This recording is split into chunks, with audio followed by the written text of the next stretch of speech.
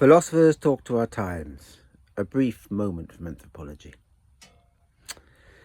So as France arms up and tells its children they must be ready to die for the glory of France again, I'm reminded of a little lump of hypocrisy. You see, I was right at the end of that, right at the beginning of something actually with anthropology when I studied it 40 years ago or so. I was at the moment when anthropology changed its spots, when it threw off being a colonial power, a product of the colonial powers, and tried to become something in its own right. And since when it's done that rather nobly. But back in the day, it wasn't very hard to find books that would point out various cultures, the Yamanani in Central Southern America, for instance, the Amazon Basin, or the peoples who lived in the highland lands of Borneo. These were countries that lived, or for that matter, the Nur and the Dinka. They lived in states of endemic war. Oh, people longed for peace.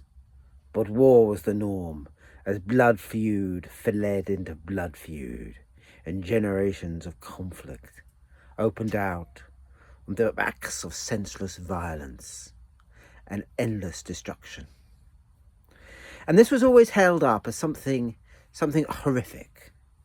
And even the people in Borneo would say, well, now the white men have come, we are at peace, as if this was good, and then do very aggressive exchanges one with the other.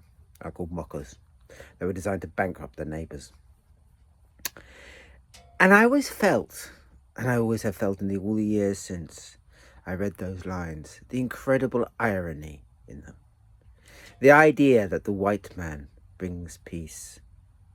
And the hypocrisy of the West, that it doesn't accept, that in many ways it's never stopped being the successor states to the Roman Empire.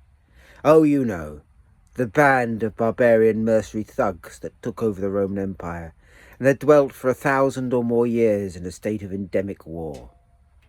And don't we still? Except the West has now expanded that war into an industry.